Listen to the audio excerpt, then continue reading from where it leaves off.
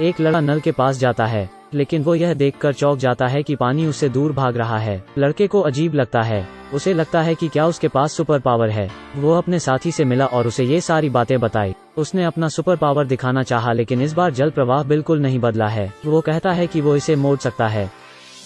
हालांकि उसका साथी उसे समझाने की कोशिश कर रहा है। उसका साथी इस बात पर विश्वास नहीं करता और वो निराश होकर चला गया। जैक इस बात से खुश नहीं है। वो फिर से कोशिश करने के लिए तैयार है। कौन जानता था कि वो कोशिश करते हुए पानी में गिर जाएगा। जैक गलती से समुद्र में गिर गया। उसने समुद्र में सख्त संघर्ष किया। फिर कुछ चमत्कारी हुआ। जैक के पैर गायब हो गए। इसके बजाय एक लंबी पूंछ आ गई जो कि दिखने में बिल्कुल मछलियों जैसी है। वो अपनी सारी शक्ति के साथ तट पर रेंगता हुआ आया। वो जल्दी से अपने शरीर को सुखाना चाहता है, लेकिन अब उसके पास 2 मीटर बड़ी मछली की पूंछ है। वो अपनी पूंछ के नीचे तक नहीं पहुंच सकता। वो चिंता करने लगा कि अब वो क्या करेगा। इस समय एक चमत्कार हुआ। जैक का शरीर तुरंत पानी के पोखर में बदल गया। फिर अजीब तरह से यह अपनी मूल स्थिति में लौट आया। मरमेड पूर्णिमा के दौरान रहस्यमय अनुष्ठान कर रही हैं। वे एक एक करके ऊपर देखने लगती हैं। चंद्रमा की ऊर्जा को अवशोषित करने की तैयारी करती हैं। लेकिन जब चंद्रमा और गुफा की छेद ओवरलैप हो जाते हैं, एक पत्थर का दरवाजा अचानक खुल जाता है। जैक जो पेशाब करने की जल्दी में है, गुफा में प्रकाश की ओर आकर्षित हो जाता है। वो उत्सुकता से अंदर चला जाता है। उसने जो देखा उसने उसे चौंका दिया। एक गोल पैटर्न के केंद्र में एक चमकता हुआ त्रिशूल है। जैक ने उसे हल्के से अपने हाथ से छुआ और उसका शरीर डूबने लगा।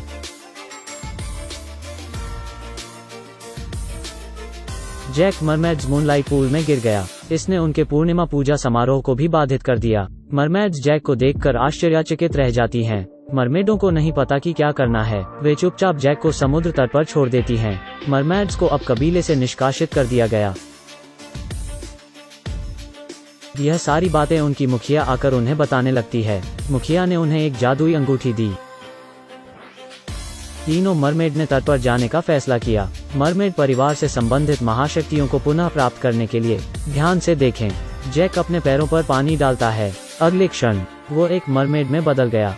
वो अपने सुंदर पैरों को निहारता है और बहुत खुश हो जाता है। लेकिन अचानक उसके पिता आ गए। जैक ने झट से अपने शरीर को रजाई से ढक दिया, लेकिन उसके पिता को उसका व्यवहार काफी अजीब लग रहा था। पिताजी रजाई उठाकर देखना चाहते हैं। सौभाग्य से जैक वापस से इंसानी रूप में आ चुका है। वो अपने साथी के साथ कुछ खा रहा होता है। वो उसे बताता है कि पानी डालने से वो मरमेड बन जाता है। मुझे आशा है कि जब आप काम पर हों तो आप अपना ख्याल रख सकते हैं। 3 मरमेड अपनी भारी पूंछ के साथ किनारे पर रेंगती हैं।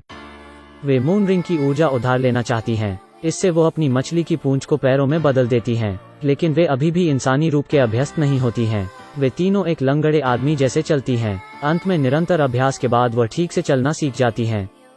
वे जैक की शक्तियों को चुराना चाहती हैं। तभी जैक ने किसी को डूबता हुआ पाया। वो उसे बचाने के लिए अपनी जान की बाजी लगा देता है। वो समुद्र में कूदकर एक छोटी बच्ची को बचा लेता है। जैक बहुत खुश है। उसने अपने साथी से कहा कि बड़ी पूंछ होना भी बहुत खुशी की बात है, लेकिन मरमेड के लिए यह बात गंभीर है।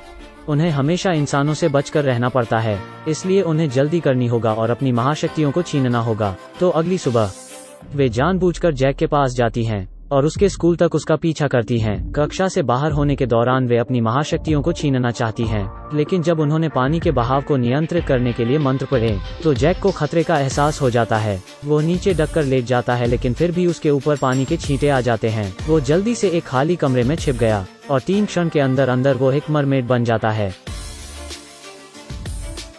यहाँ मेरमेड लड़कियां इस बात पर खुशी मना रही होती हैं, लेकिन वो नहीं जानते कि स्कूल के प्रधानाध्यापक उन्हें पीछे से देख रही हैं। उसने तीनों लड़कियों को ऑफिस बुलाया और उनसे पूछा कि उनके स्कूल आने का उद्देश्य क्या है। वो स्कूल की प्रिंसिपल को मूनलाइट अंगूठी दिखाते हैं। प्रिंसिपल के चेहरे पर अजीब सा भाव था। वो उस अंगूठी को रख लेती हैं। इससे मेरमेड लड़कियों को उस पर शक हो जाता है और वो उसका घर तक पीछा करती हैं। वो उसके घर में एक बिल्ली को देखकर डर जाती हैं, क्योंकि बिल्लियां और मछलियां प्राकृतिक दुश्मन हैं। लेकिन अंगूठी वापस पाने के लिए उन्होंने फिर भी अंदर जाने की हिम्मत जुटाई। वो चुपचाप उसके घर में घुस गईं। वहां रखे मरमेडों के बारे में एक किताब ने उन्हें आकर्षित किया। वे इसे बाहर निकालने ही वाले थे कि एक सीक्रेट रूम का दरवाजा खुल जाता है।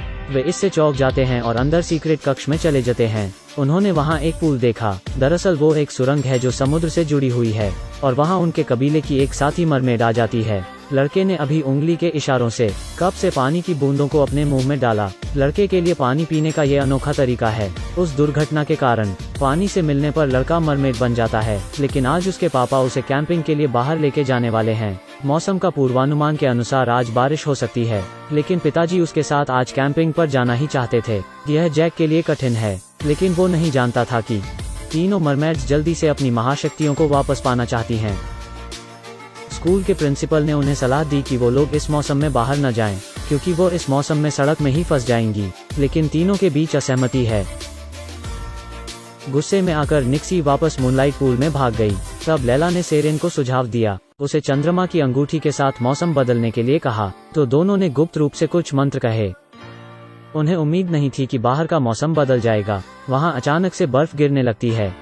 दोनों मरमेड्स बर्फ में फंस जाती हैं। वे दोनों ठंड से कांप रही थीं। वो अब निक्सी को पकड़ने की कोशिश की। गुफा में पूल पूरी तरह से जमी नहीं है और जादू के प्रभाव से बर्फ भी मोटी हो रही है। इस समय उन दोनों की त्वचा में भी समस्या हो रही है। उन्हें न सिर्फ ठंड से डर लगता है, बल्कि पूरे शरीर में खुजली भी होती है। उन्हें कुरियर बॉय मिलने आया। उसने उनकी परेशानी देखी, इसलिए वो उनके लिए डॉक्टर बुलवाता है, और यह डॉक्टर जैक के पिता होते हैं। उन्हें समझ नहीं आता कि उनके साथ क्या गलत है। उन्हें लगता है कि उन्हें कोई संक्रमण रोग हो गया है। जैक के पिता ने प्रिंसिपल को बुलाया। उसने उसे बताया कि वो उनकी जांच करने के लिए उन्हें अस्पताल लेकर जा रहा है। तभी निस्सी, जो दोनों के लिए चिंतित थी, समुद्र से तैरकर वापस आ गई। प्रिंसिपल ने उसे फोन पर बताया, यह बर्फ से एलर्जी के कारण हो रहा है।